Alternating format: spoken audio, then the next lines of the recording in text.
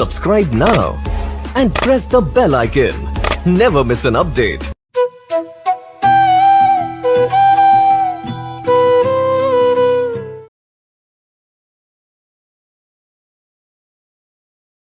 सौनक जी ने पूछा कि हे महाराज, जिस भागवत का आप हमें उपदेश दे रहे हैं, इस भागवत की रचना किसने की, कब की, कहाँ की?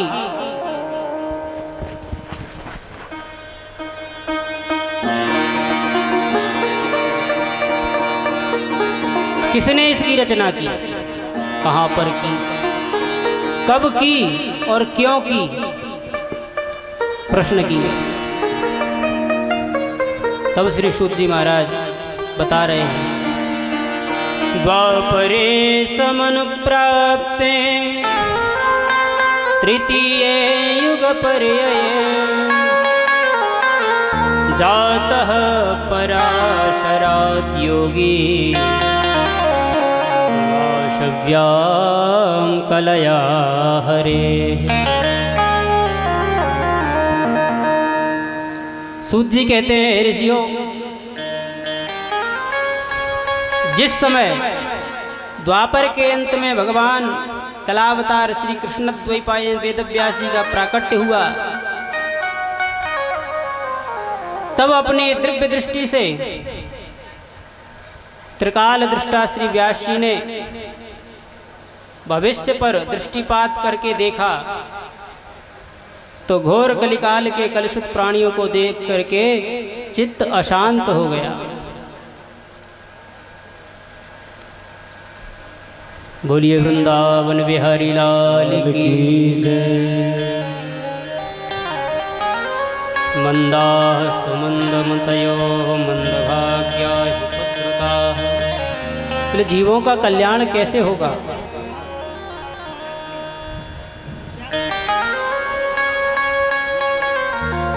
यह सोच करके व्यास जी ने अनेक शास्त्रों की रचना की, चारों वेदों की रचना की। वेदों में पंचम वेद भागवत की रचना की, अष्टादश पुराणों की रचना की, मद्वयं भद्वयं चैव वृत्रयं वा चतुष्टयं। 18 पुराणों की रचना की, परंतु व्यास जी के मन को शांति नहीं हुई। चित्त अशांत है, व्यग्र चित्त हुए हैं। व्यास जी महाराज सोच रहे हैं। उसी क्षण भगवान की प्रेरणा से वहाँ नारद जी महाराज का आगमन हुआ। कीर्तन करते हुए, वीणा वादन करते हुए नारद जी महाराज पधारे।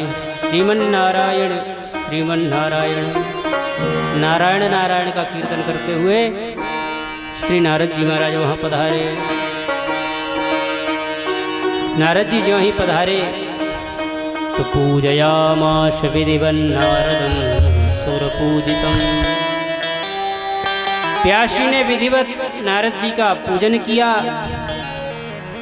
वंदना की, प्रार्थना की। तब नारद जी बोले, पाराशर्य महाभाग भवतः कच्चिदात्मना परितुष्यति शारीर आत्मा मानशये बाबा।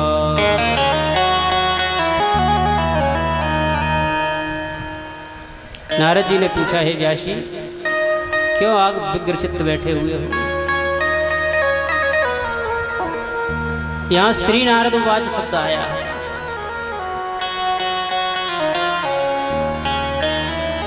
व्यास जी ने कहा कि हे नारद जी महाराज, मैंने प्राणियों के हित के लिए बड़े बड़े धर्म ग्रंथों की रचना की, 18,000 पुराण लिखे, पंचम वेद महाभारत की रचना की, परंतु मुझे अभी भी शांति नहीं है। अभी भी मेरा मन जो है अशांत है।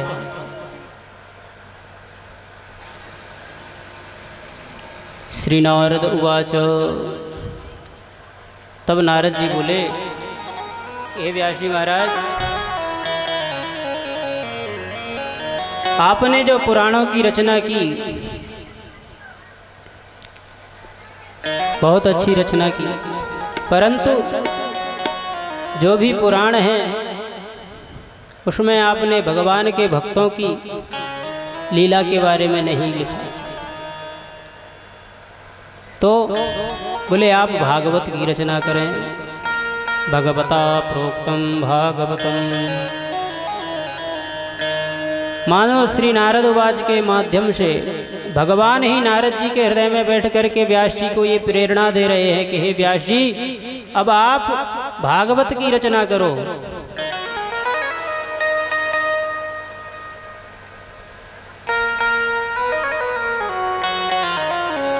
तब श्री व्यास जी महाराज ने भागवत की रचना की। नारद जी ने व्यास जी को चतुश्लोकी रूप में भागवत का उपदेश दिया।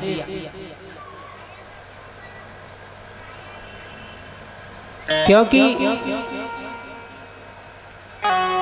नारद जी कहते हैं कि तुमने बहुत कुछ लिखा, आपकी लेखनी में बहुत चमत्कार दिखाए, और कहीं कहीं तो ऐसे ऐसे व्यामिश्रित्य वाक्य बोल दिए कि लोगों की बुद्धि चक्कर में आ गई कि ऐसा भी हो सकता है क्या।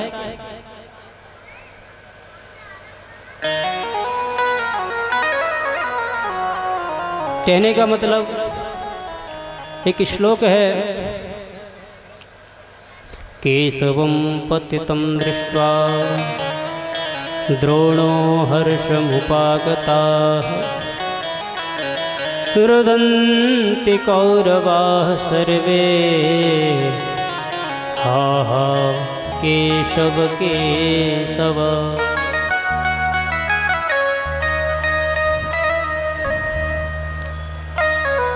केशवं पतितं दृष्ट्वा, इस श्लोक का जब आप वास्तविक अर्थ लगाएंगे, सीधा सीधा साधा अर्थ, केशव माने कौन? भगवान। केशवम पतितम, भगवान को गिरता हुआ देखकर द्रोणो हर्षमुपागता, द्रोणाचार्य जी खुश हुए। और रुदंती कौरवाः सर्वे, और कौरव सब रोने लगे। ऐसा हो सकता है? द्रोणाचार्य जी तो कौरवों की ही सेना में थे। जब द्रोणाचार्य जी खुश हो रहे हैं तो कौरवों को भी खुश होना चाहिए, परंतु इसका ये अर्थ नहीं है। इसका वास्तविक अर्थ क्या है? वास्तविक अर्थ है केशवम पतितम दृष्ट्वा। कह माने होता है जल। कह शब्द को सप्तमी के एक वचन में के शब्द बनता है। कह कौ के कम कौकान केन काभ्याम कई कस्मै काभ्याम केभ्य कस्मात् काभ्याम केभ्य कश्य कयोः केशाम कस्मिन् कयोः केषु। तो कह शब्द को पुल्लिंग नपुंसक लिंग में के बनता है। केशवम यानी जल में, के माने जल में। शवम, शवम यानी शव को, मृत देह को। पतितम दृष्ट्वा, जल में मृतदेह को पड़ा हुआ देखकर द्रोणो हर्षमुपागता। द्रोण माने होता है कौआ। कौआ बड़ा खुश होता है जब ऐसी स्थिति उसको मिलती है, क्योंकि खाने के लिए पदार्थ मिल गया उसको। रुदंती कौरवाः सर्वे, यह कौरव से कौरव नहीं, वो कौरव नहीं महाभारत वाले। यहाँ कौरव से अर्थ है श्यार। श्यार सब रो रहे हैं। क्यों? क्योंकि जल में सब पड़ा हुआ, जल में जा नहीं सकते। अगर ये सब बाहर होता तो हम भी खा लेते, इसलिए रो रहे हैं। तो हे व्यास जी महाराज, आपने ऐसे ऐसे शब्द लिखे, ऐसे ऐसे श्लोक लिखे जिनका लोग अर्थ नहीं लगा सकते।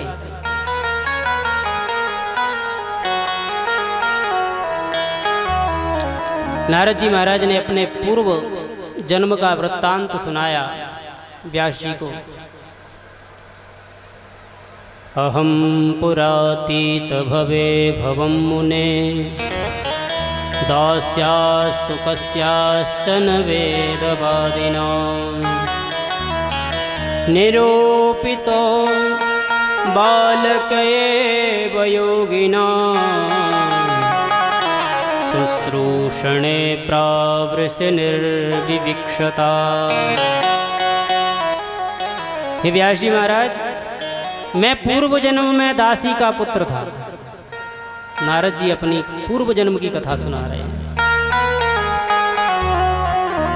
मेरी माँ संतों की, महात्माओं की, ब्राह्मणों की खूब सेवा करती थी। मेरे यहाँ संत आते थे तो मेरी माँ खूब उनकी सेवा करती थी।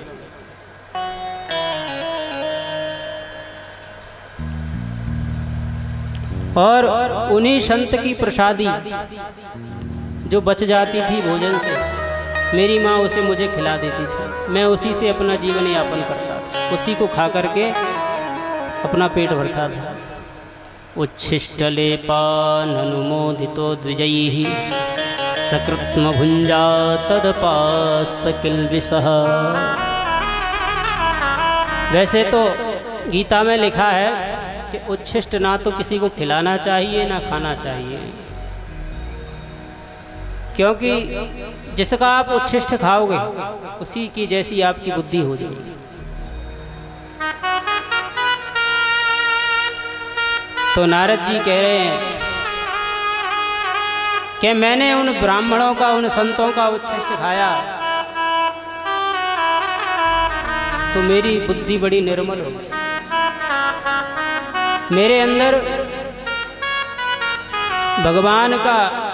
भगवान के स्वरूप का स्मरण होने लगा और भगवान के नाम का मैं आश्रय लेने लगा। मैं भी उन संतों के साथ खूब सत्संग करने लगा।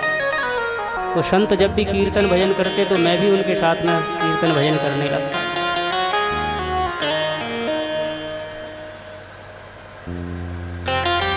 परंतु कुछ समय पश्चात वो संत तो चले गए, मैं भी जाने को तैयार हुआ, मेरी माँ ने मुझे रोक लिया।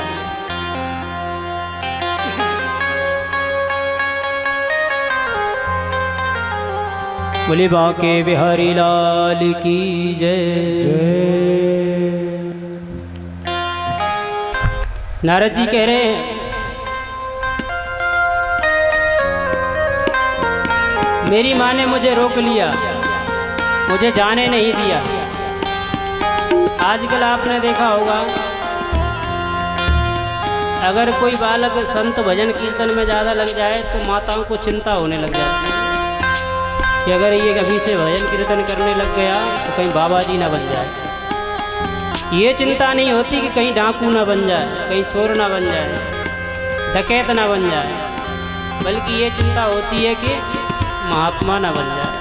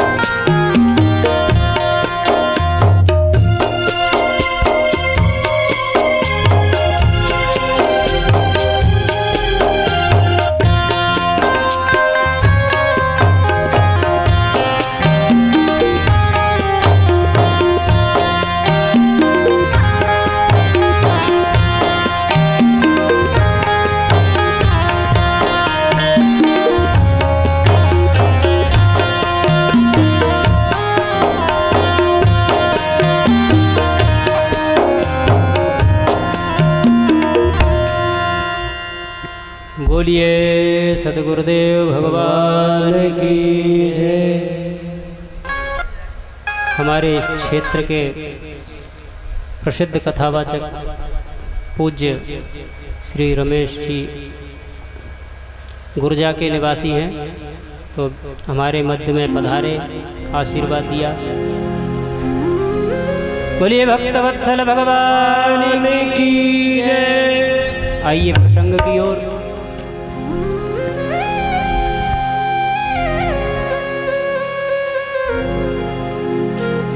नारद जी कह रहे हैं कि जैसे ही मैं संतों के साथ चलने को उद्यत हुआ, मेरी माँ ने मुझे रोक लिया, जाने नहीं दिया। मेरे मन में बड़ी उत्कंठा पैदा हुई, बड़ी विह्वलता थी, मैं भी साथ में जाऊं। परंतु एक समय एकदा निर्गतां गेहा दोहंती निशिगां पथि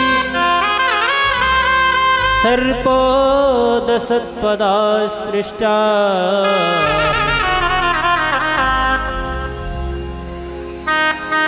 रूपाणां कालनोदिता। एक समय सुबह के वक्त जब थोड़ा सा अंधेरा होता है ना, धुंधला धुंधला सा, बिल्कुल 5 बजे जब जैसा थोड़ा थोड़ा दिखाई देता है, बिल्कुल थोड़ा सा, उस समय मेरी माँ गाय दोहने के लिए जैसे ही गई तो एक सर्प ने मेरी माँ को डस लिया। सर्प ने माँ को डसा तो मेरी माँ का प्राणांत हो गया, मेरी माँ मर गई।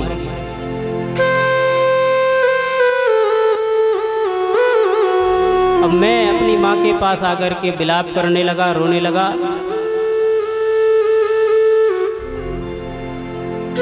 परंतु मुझे अंदर से बड़ी खुशी हुई। क्यों? क्योंकि मेरी इच्छा थी संतों के साथ सत्संग करने की, जाने की। मेरे मन में आया कि शायद ठाकुर जी ने इसलिए मेरी माँ का मुझसे विमोह कर दिया कि अब मैं स्वतंत्र हो जाऊं, कहीं भी जा सकता हूं।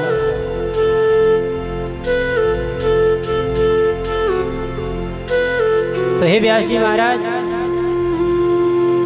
जिधर वो संत गए हुए थे उत्तर दिशा की ओर, मैं भी चला गया, मैं भी जाने लगा। अनुग्रहं मन्यमानः प्रातिष्ठं दिशमुत्तरा। मैं भी उत्तर दिशा की ओर जाने लगा।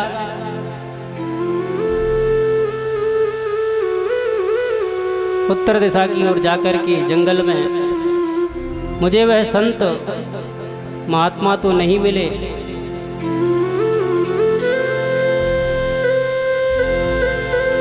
मैं एक स्थान पर आकर के और भगवान का भजन करने लगा। स्नात्वा पीत्वा हृदय नद्या उपस्पृष्टो गतश्रमः। पानी पी करके प्यास बुझाकर जब मेरा परिश्रम दूर हो गया तो एक वृक्ष की सघन छाया में, शीतल छाव में मैं बैठ गया। सोचा कि थोड़ा आराम कर लूं। आसन जमा कर आंख बंद करके मैं वही संतों का दिया हुआ मंत्र जपने लगा, भजन करने लगा।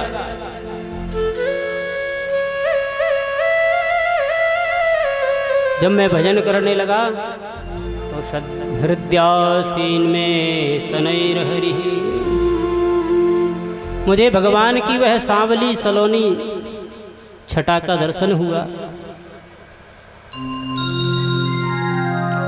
भगवान की बांकी झांकी का दर्शन हुआ। मेरे आनंद का पारावार नहीं रहा। ओहो,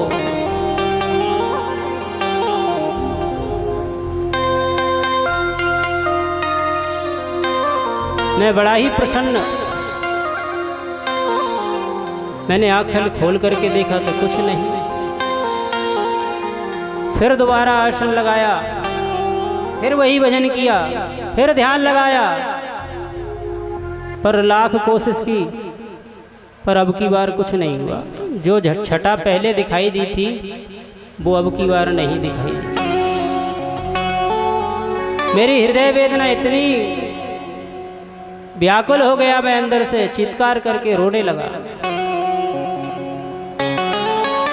कि हे प्रभु ये क्या हो गया, मुझसे कौन सा दोष बन गया।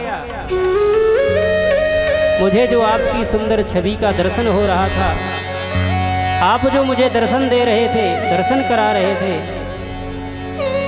आप मुझे छोड़ करके चले क्यों गए। नारद जी कहते हैं व्यास जी मैं बहुत रोया, और इतना रोया तो अचानक मेरे कान में एक आवाज सुनाई पड़ी, अविपक्व कषायाणा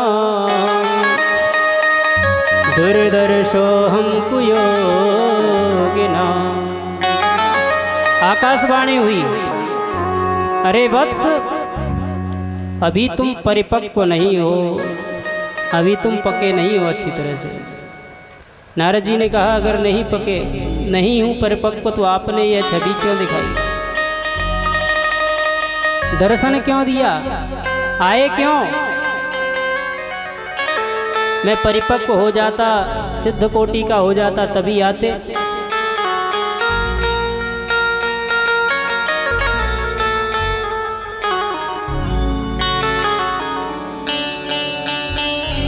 बहुत समय तक मुझे दर्शन नहीं हुआ, मैं छटपटाता रहा। तब भगवान ने प्रेरणा दी कि उसी नाम का आश्रय लो।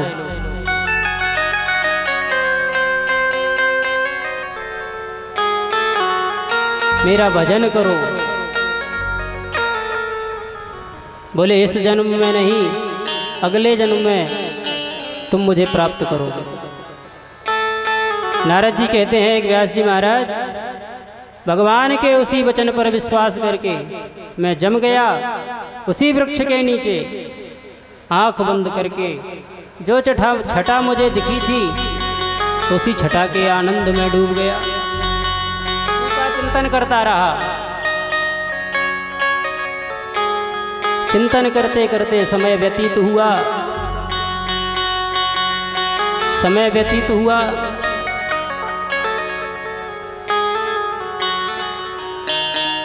प्रलय का समय आया और प्रलय के पश्चात जब प्रभु ने पुनः सृष्टि की तो दूसरी बार भगवान ने मुझे ब्रह्मा का पुत्र बना करके इस सृष्टि पे पैदा कर दिया। कहाँ मैं दासी पुत्र नारद और भगवान की कृपा से ब्रह्मा पुत्र नारद हो गया। हे व्यास जी महाराज, और ठाकुर जी के नाम की महिमा देखो कि जगत में सब जगह मेरी पूजा होने लगी। मानवों में मैं जहाँ जाऊँ, दानवों में जाऊँ, देवताओं में जाऊँ, सब जगह मेरी पूजा होने लगी। ये मेरी पूजा नहीं है व्यास जी महाराज, ये तो ठाकुर जी के नाम की, उन्हीं की महिमा है जिसने मुझे जगत पूज्य बना दिया। देवदत्तामिमां वीणां स्वरब्रह्म विभूषितां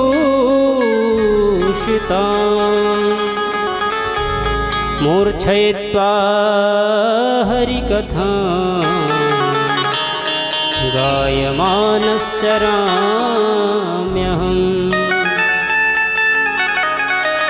इसलिए हे व्यास जी, मैं आज भी उन्हीं के गीतों को गाता हुआ घूम रहा हूँ।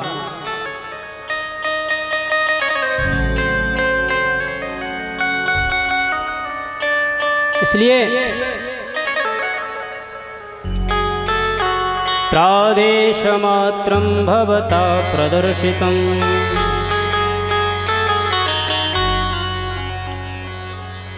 आप गोविंद के गुणानुवादों का आपने संकेत भर कर दिया, अब उसका विस्तार करो। तब श्री व्यास जी महाराज ने नारद जी के वचनों को हृदय में धारण करके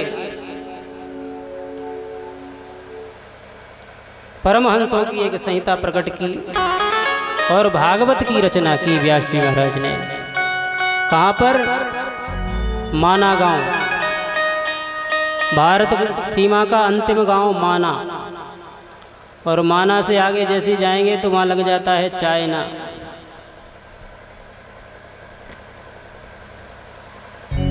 वहीं एक दुकान है चाय की, आप लोग कभी गए हो तो उस पे लिखा हुआ है भारत सीमा की अंतिम चाय की दुकान। उसके बाद आपको चाय नहीं मिलेगी, उसके बाद चाय ना, जहाँ चाय नहीं है। ऐसा वो है माना गांव। माना गांव में व्यास गुफा है। व्यास गुफा में श्री व्यास जी महाराज ने भागवत की रचना की। गणेश जी महाराज ने उसको लिखा और सुंदर ही परमहंसों की संहिता लिख करके तैयार हुई 18,000 श्लोकों में।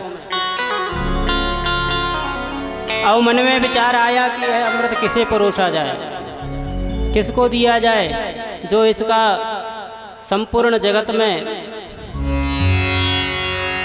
इसको श्रवण कराए, इसका प्रतिपादन करे। तब याद आया कि मेरा ही पुत्र शुकदेव जो परिव्राजक होकर के वन को चला गया था, परंतु लौटेगा कैसे? क्योंकि वह तो ब्रह्म की सत्ता में लीन रहने वाला है।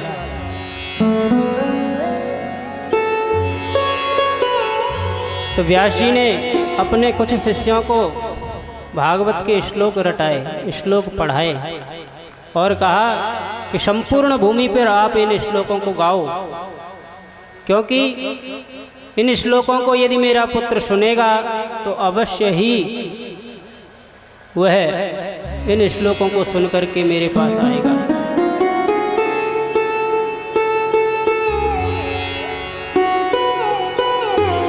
व्यास जी के पुत्र श्लोकों को गुनगुनाते हुए जा रहे हैं। जहाँ जा रहे थे वहीं श्री सुखदेव जी महाराज समाधिस्थ हुए बैठे हुए थे, अपनी समाधि में लीन। वहीं शिष्य ने श्लोक को गुनगुनाया। इस श्लोक में भगवान की छटा का वर्णन है। भगवान कैसे हैं, कैसा स्वरूप है भगवान का, क्या करते हैं भगवान।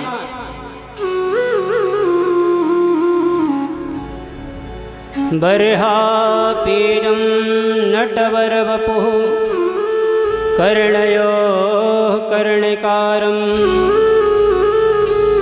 बिभ्रदवाशः कनककपिशं वैजयन्तीं च मालाम् औरधर सुधया पूरयन् गोपवृन्दैः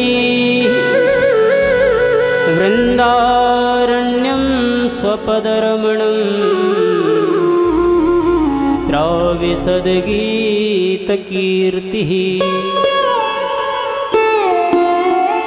कैसे हैं भगवान? बर्हापीडम, मोर का मुकुट धारण किए हुए हैं, मोर पंख धारण किए हुए और दिव्य पीतांबर ओढ़े हुए हैं और बंसी का वादन कर रहे हैं भगवान, बांसुरी बजा रहे हैं, गाय चरा रहे हैं।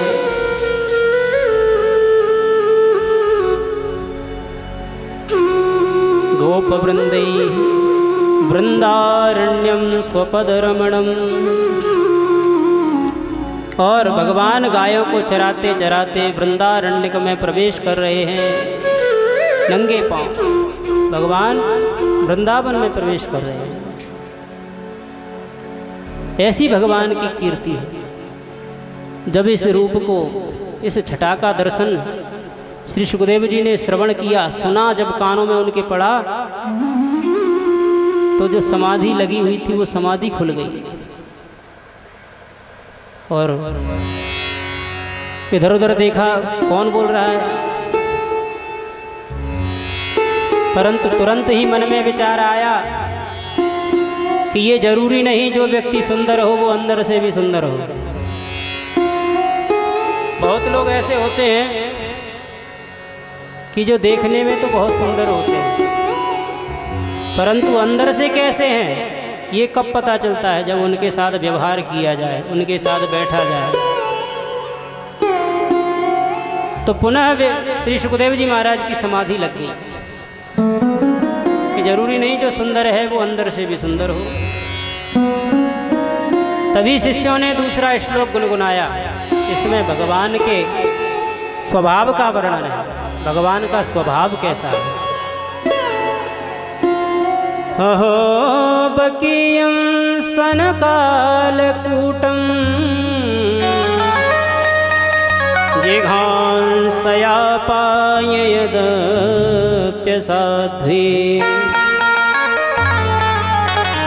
लेभे गतिं धात्र्यचितां ततोऽन्यं तं वा दयालुं शरणं व्रजेम।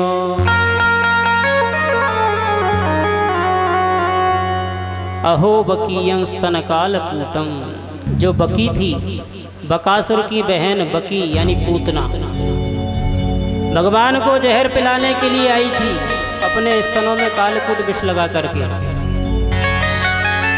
किस लिए? जिघांसया, हंतुम इच्छा, मारने की इच्छा से।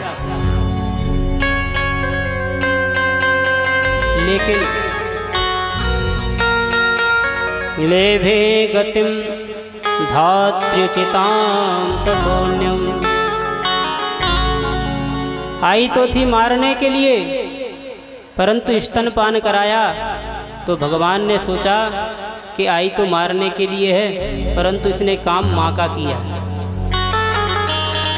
जो माँ यशोदा, जिसको जो धाम मिलना था, जो स्थान मिलना था, वो मैया यशोदा को बाद में मिलेगा, पहले पूतना को मिल गया। धात्र्योचित गति भगवान ने पूतना को दे दी, जो माँ को गति देनी चाहिए पूतना को दे दी। तो ऐसे दयालु हैं भगवान। जैसे ही श्री सुखदेव जी ने सुना, तुरंत छटपटा करके समाधि खुली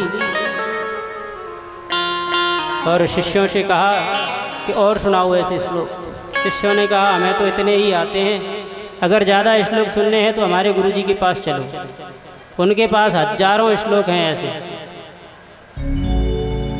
श्री सुखदेव जी महाराज व्यास जी के पास आए। व्यास जी ने परीक्षा लेने के लिए जनक जी के यहाँ भेजा। जनक जी के यहाँ श्री सुखदेव जी की परीक्षा हुई और परीक्षा में सफल हुए श्री सुखदेव जी महाराज।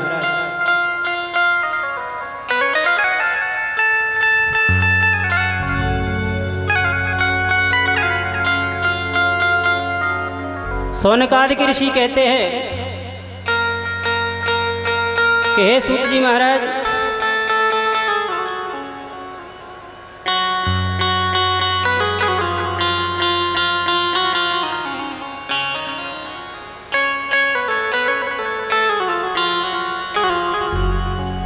परीक्षित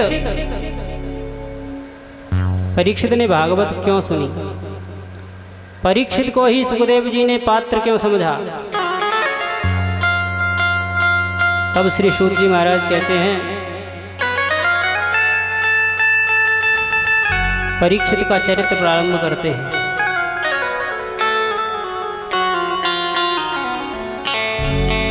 यदा मृधे कौरवसृञ्जयानां वीरेष्वथो वीरगतिं गतेषु दृकोदरा विद्यगदाभिमर्श भगनोरुदण्डे धृतराष्ट्रपुत्रे। क्योंकि सुखदेव जी जैसे परमहंस जो गोदोहन काल से कहीं टिकने वाले नहीं थे, उन्होंने परीक्षित को कथा क्यों सुनाई? तब सूत जी कहते हैं, ऋषियों, उस समय की बात है जब महाभारत के युद्ध के पश्चात युद्ध संपन्न हो गया तो दुर्योधन उस रणांगण में पड़ा हुआ कराह रहा था, उसकी जंघा टूट गई थी, हिल नहीं सकता था, डुल नहीं सकता था, मानो उसको मरा हुआ देख करके पक्षी उसको आकर के चोंच मार रहे थे। अनेकों शव बिखरे पड़े थे कुरुक्षेत्र की भूमि पर।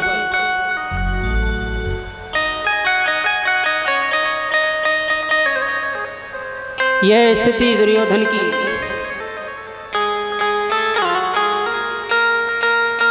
दुर्योधन बड़ा ही व्याकुल हो रहा था। ये दुर्दशा जब अश्वत्थामा न देखी तो विकल हो गया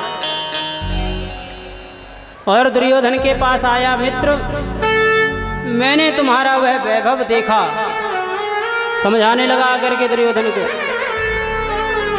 वह दिव्य साम्राज्य देखा और आज ऐसे उस महापुरुष का ये हाल। बताओ मैं तुम्हारे लिए क्या कर सकता हूं? मैंने तुम्हारा नमक खाया है, तुम्हारे बहुत से एहसान हैं मेरे ऊपर, इसलिए मुझे बताओ मैं तुम्हारे लिए क्या कर सकता हूं? दुर्योधन ने कहा, मित्र, हम 100 भाई थे, पर आज एक नहीं है। पर इस ये दुख नहीं है, दुख इस बात का है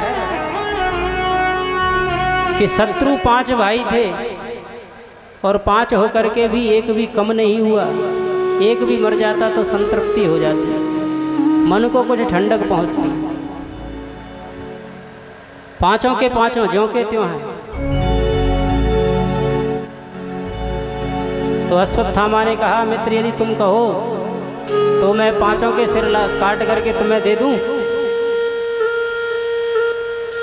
दुर्योधन ने कहा, बहुत अच्छा, ऐसा हो जाए तो अच्छी बात है।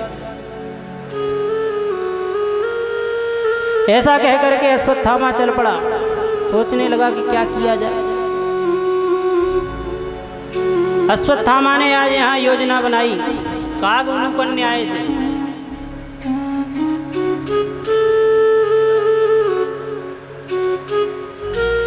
उल्लू अगर दिन में चाहे कौए को हरा दे तो नहीं हरा सकता। क्यों? क्योंकि उसको दिन में दिखाई ही नहीं देता, तो कैसे हरा सकता है? तो जो उल्लू की नीति थी वह आज अश्वत्थामा ने अपनाई। रात का समय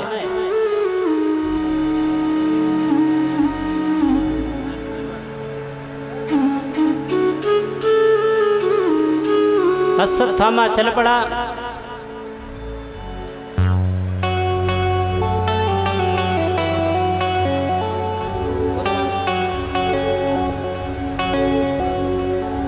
श्रीमन्नारायण नारायण नारायण, श्रीमन्नारायण नारायण नारायण, भजमन्नारायण नारायण नारायण, भजमन्नारायण। सभी लोग गाइए।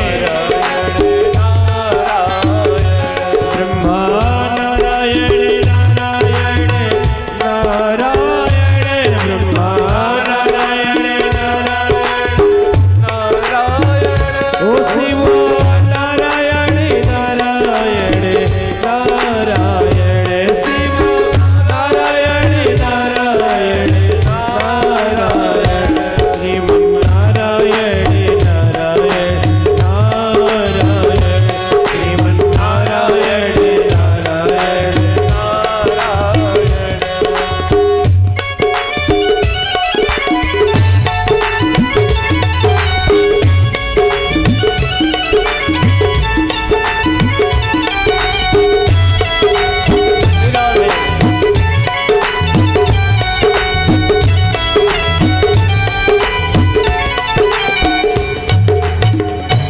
बोलिए भक्तवत्सल भगवान की जय। आज अश्वत्थामा चल पड़ा। इधर कहते हैं ना, जाको राखे साइया मार सके ना कोई। जिसका रक्षक भगवान, उसका कोई बाल बांका नहीं कर सकता।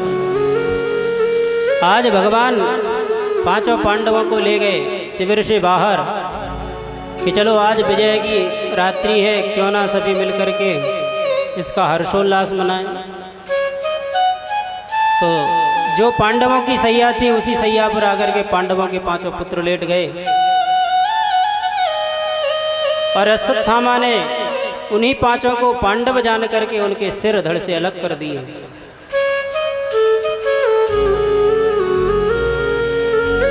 और लेकर के आया, बोला भैया भाई दुर्योधन देख, पांचों के सिर लेकर के आया हूं।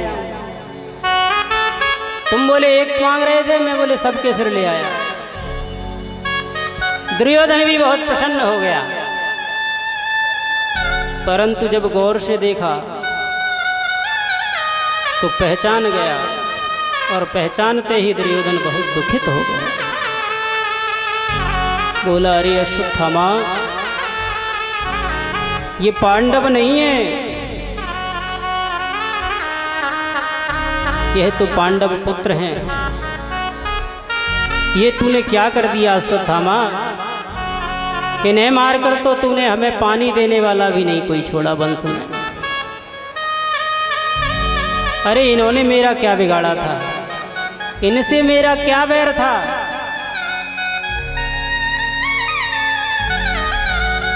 विलाप करते करते दुर्योधन का प्राणांत हो गया। परंतु अश्वत्थामा घबरा गया कि अब पांडव मुझे जीवित नहीं छोड़ेंगे, अब मुझे नहीं छोड़ेंगे।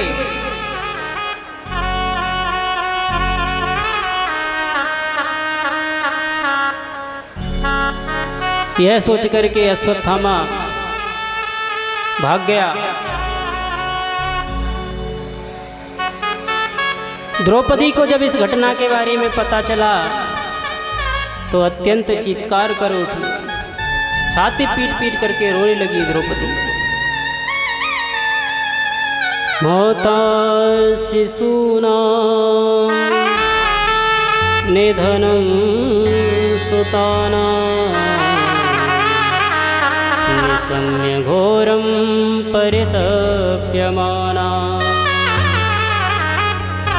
तदा रुदद्बाष्पकलाकुलाक्षी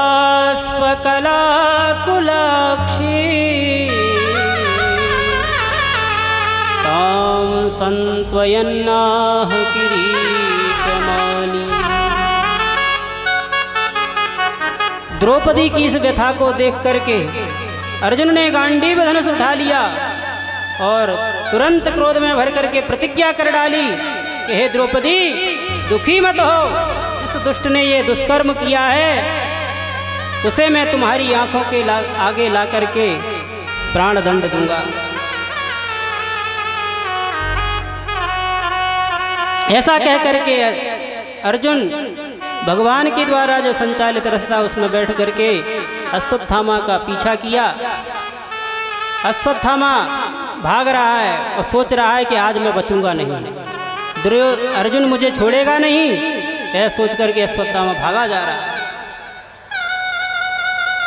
परंतु जब अश्वत्थामा ने जाना कि अर्जुन आज मुझे किसी भी हालत में नहीं छोड़ेगा, तो अश्वत्थामा ने घबरा करके ब्रह्मास्त्र का प्रयोग किया अर्जुन पर।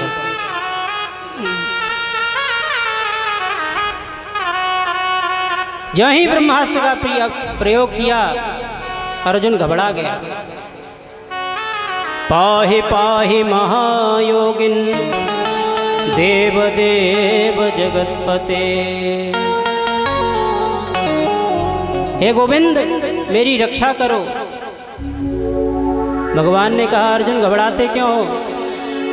तुम्हारे पास भी ब्रह्मास्त्र है, तुम भी उसका संधान करो।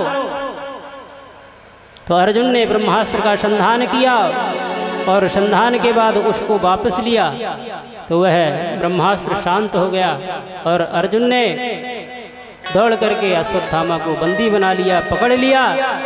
भगवान ने कहा अर्जुन इसने निरपराध बच्चों की हत्या की है, इसलिए इसको यहीं पर प्राण दंड दे दो। सोते हुए प्रबल शत्रु को भी नहीं मारना चाहिए, इसने तो बच्चों की हत्या की है। मत्तम प्रमत्तम उन्मत्तम सुप्तम बालम स्त्रियम जड़म प्रपन्नम विरथम भीतम न रिपुम हंति धर्मविद। धर्मवेत्ता पुरुष स्त्री को, बालक को, मतवाले को, पागल को और सोते हुए शत्रु को कभी नहीं मारते। इसने तो अधर्म किया है, इसलिए अर्जुन छोड़ना मत। अर्जुन ने कहा सरकार, छोड़ने वाला तो मैं ऐसे हूं नहीं, परंतु मैंने द्रौपदी को जो वचन दिया है कि द्रौपदी के आगे इसको मारूंगा। ले जा करके अश्वत्थामा को द्रौपदी के आगे डाल दिया। जो ही द्रौपदी की दृष्टि अश्वत्थामा पर पड़ी, तुरंत खड़ी हुई और अश्वत्थामा की रस्सियां खोलने लगी। मुच्यतामेष ब्राह्मणो नितरां गुरु।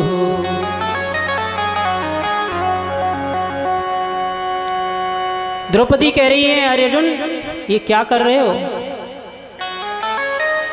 मुच्यताम, छोड़ दो इनको। ये ब्राह्मण है, ब्राह्मण देवता है, और केवल ब्राह्मण ही नहीं, आपके तो गुरुदेव का पुत्र है, गुरु द्रोणाचार्य का पुत्र है अश्वत्थामा। अरे गुरुपुत्र तो गुरुदेव के समान ही वंदनीय होता है, और आपने इसे बांध रखा है। भूल गए अपने गुरुदेव के एहसानों को? द्रौपदी कह रही है। सरहस्यो धनुर्वेदः सविसर्गोपसंयमः। आपके गुरुजी ने आपको जो धनुर्वेद के रहस्य समझाए, धनुर्वेद की जो विद्या समझाई, सिखाई, उसको आप भूल गए? अर्जुन बोले देवी मैं नहीं भूला, पर तुम क्या तुम भूल गई?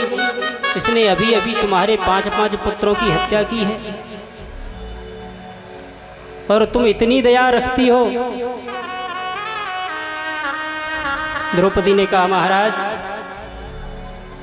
इस पर तो मुझे बिल्कुल भी दया नहीं आती, पर मैं ये नहीं चाहती कि जो दुख मुझे सहन करना पड़ रहा है पुत्रों का, वही सुख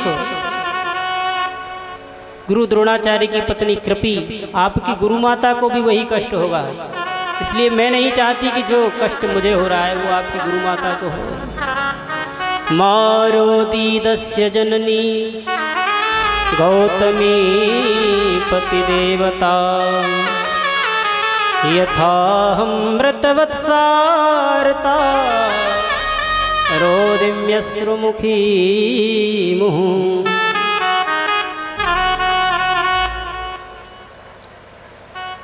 धर्मराज युधिष्ठिर जी को भी द्रौपदी के वचन बड़े उचित लगे, बड़े सुंदर लगे, और उन्होंने आदेश दिया कि अर्जुन, द्रौपदी बिल्कुल ठीक कह रही है, जैसा भी हो ब्राह्मण है, गुरुपुत्र है, हमारे लिए तो यह सर्वथा वंदनीय है, हमें इसे मारना नहीं चाहिए। भीमसेन आंखें टेढ़ी करते हुए देख रहे हैं और कह रहे हैं कि यदि 2 मिनट के लिए मुझे दे दिया जाए तो मैं तो बिल्कुल नहीं दूँ।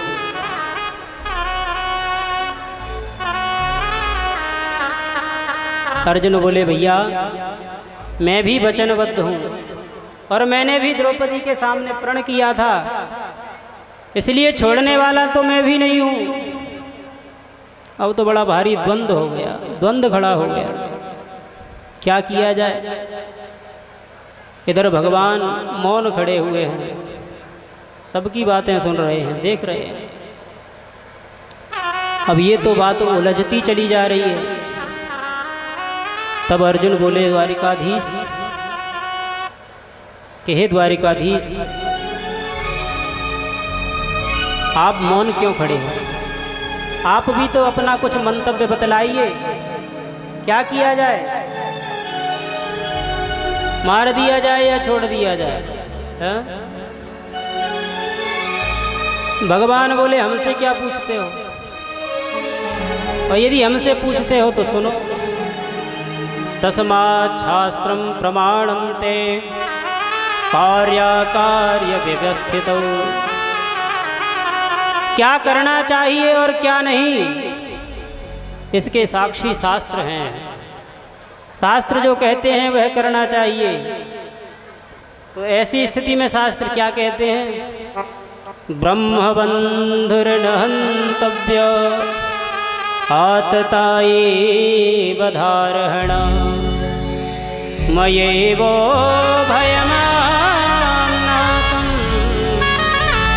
परिपाहि अनुशासनम्। शास्त्रों ने स्पष्ट आदेश दिया है कि ब्राह्मण कितना भी पतित हो, अधम हो, परंतु वह मारने योग्य नहीं है। ब्राह्मण का कभी वध नहीं करना चाहिए। और आतताई बधारहण, और कोई आतताई हो, दुष्ट हो, बालकों को मारने वाला हो तो उसे कभी छोड़ना नहीं चाहिए। अर्जुन ने कहा लो ये कर दी सही बात। इन्होंने भी बात गोल गोल घुमा दी, सही समझ में ही नहीं आई क्या करना चाहिए। मानो आज भगवान भी अर्जुन की परीक्षा लेना चाहते हैं।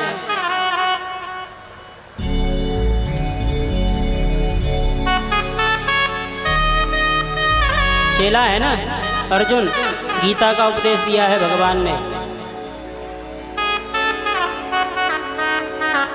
अर्जुन को तुरंत भगवद गीता का सूत्र याद आया। भगवद गीता में भगवान ने कहा कि माननीय पुरुषों का अपमान ही मृत्यु होता है। जो समाज में सम्माननीय पुरुष होते हैं, यदि वही कोई गलत कार्य करें बहुत बड़ा, तो उसके लिए मृत्युदंड ही सब कुछ नहीं है। उनके लिए अपमान कर देना ही मृत्युदंड के बराबर है। संभावितस्य चा कीर्तिर्मरणादितिरिच्यते।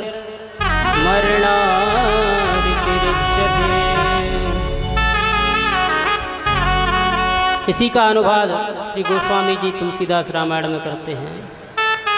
संभावित कहूँ अपजस लाहू, संभावित अपजस लाहू। संभावित कहूँ अपजस लाहू, संभावित अपजस लाहू। मरण कोटि दारुण दाहू, मरण कोटि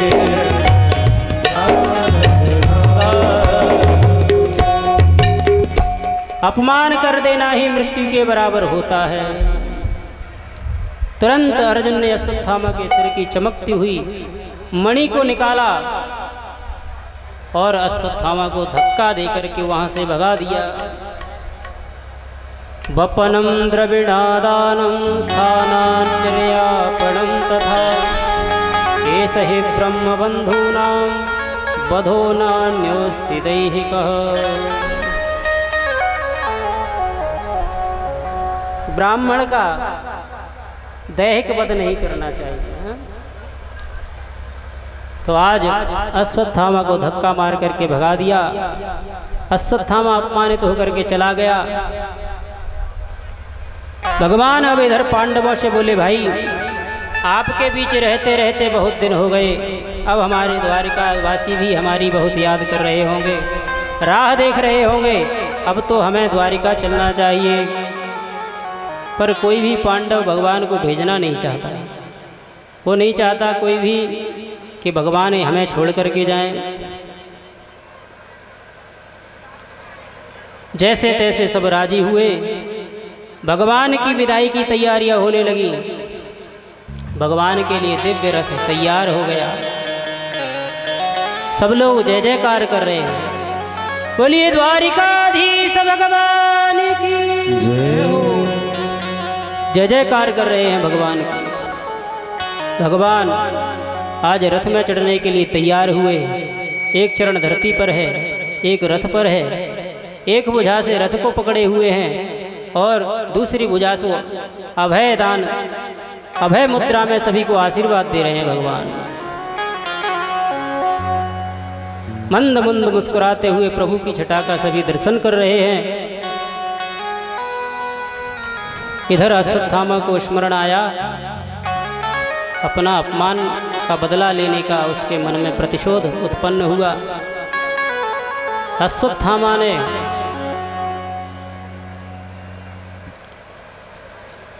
सोचा कि क्यों ना इनके जो आगे का वंश चलेगा, उत्तरा के गर्भ में जो बालक है, क्यों ना मैं उसे नष्ट कर दूं, जिससे इनका आगे का वंश ही नष्ट हो जाएगा। और जब वंश नष्ट हो जाएगा तो फिर सब कुछ मेरा बदला पूरा हो जाएगा।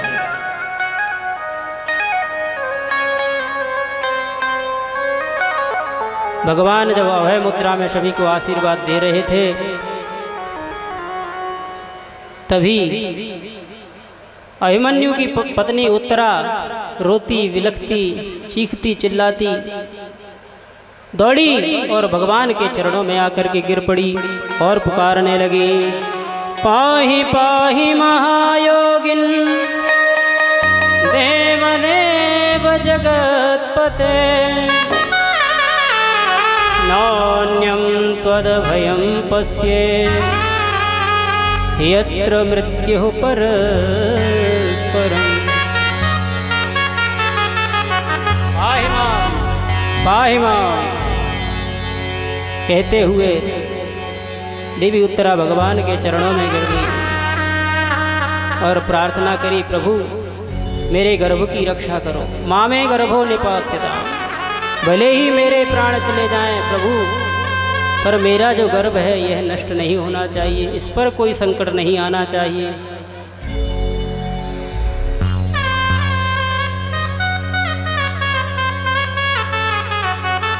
जो ही भगवान ने उत्तरा के द्वारा स्तुति सुनी,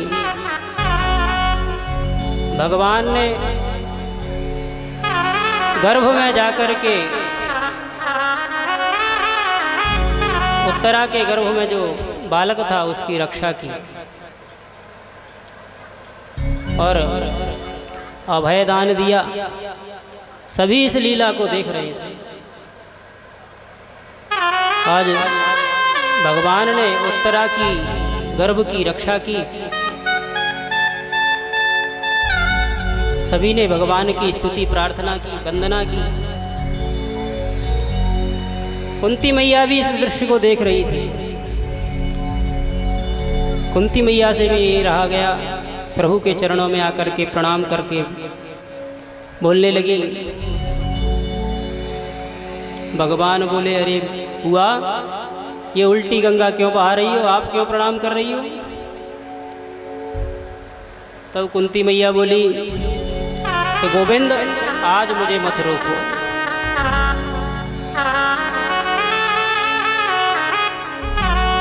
आज मेरे हृदय में जो उद्गार उठ रहे हैं उसे कह लेने दो।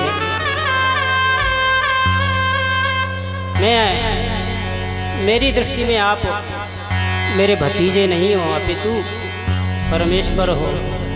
नमस्ये पुरुषं काव्य ईश्वरः प्रकृतेः परम् अलक्ष्यं सर्वभूतानां अन्तर्बहिर्वस्थितम् मायाजवनिकाच्छन्नं मज्ञाधोक्षजमव्ययम् न लक्ष्यसे मूढदृशा नटो नाट्यधरो यथा। इस प्रकार से 26 श्लोकों में कुंती महारानी ने भगवान की बड़ी सुंदर स्तुति की, प्रार्थना की और कहा, महाराज मैं आपके उपकारों को कहाँ तक कैसे भुलाऊं। विशाल महाग्रे पुरुषाद दर्शनात् असत सभायां वनवासकृतः। मेरे पुत्र भीम को मारने के लिए जहर के लड्डू खिलाए, परंतु आपकी कृपा, जहर के लड्डू खा करके भीष्म जब अचेत हो गए, उनको जल में फेंक दिया, नागलोक में पहुंच गए। नागलोक में नागों ने उनको दसा, और दसने के बाद भी जब भीम का कुछ नहीं हुआ तो उनको वहाँ बहुत सारी मदिरा पिलाई। तो उस मदिरा से भीष्म में हजारों हाथियों का बला। तो हे गोविंद, कैसे ना याद करूं उस समय को। लड्डू तो खिलाए थे मारने के लिए अपितु, और सर्वशक्तिमान बन गया मेरा पुत्र। मेरे पुत्रों को मारने के लिए लाक्षा वन का निर्माण किया। सभा में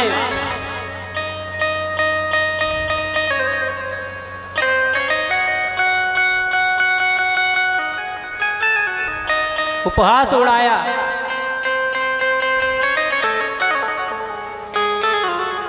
कुंती मैया कह रही है, गोविंद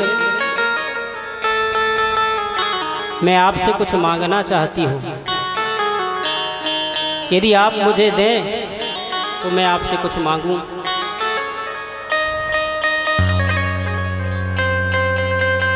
इसमें कहते हैं कि कुंती मैया ने विपत्ति मांगी। पर एक प्रश्न है कि जो भगवान है, कुंती मैया ने मांगी विपत्ति, तो क्या भगवान ने दे दी? नहीं, भगवान तो सिंधु सुख राशि है, वो दुख राशि नहीं है, सुख राशि है। भगवान किसी को दुख नहीं देते। परंतु कुंती ने दुख क्यों मांगा? बोले इसलिए कि जब जब दुख पड़ेगा तो हे प्रभु आपकी याद रहेगी। दुख के माथे सिल पड़े जो हरि हृदय सूजा। ऐसा सुख बेकार है जिससे हृदय में हरि की याद ना रहे। सुख के माथे सिल पड़े जो हरि हृदय सो जाए। बलिहारी बा दुख की जो पल पल नाम दिलाए। इसलिए विपद नारायण स्मृति संपन्न नारायण स्मृति। भगवान को भूल जाना ही सबसे बड़ी विपत्ति है, और भगवान को याद करना ही सबसे बड़ी संपत्ति है।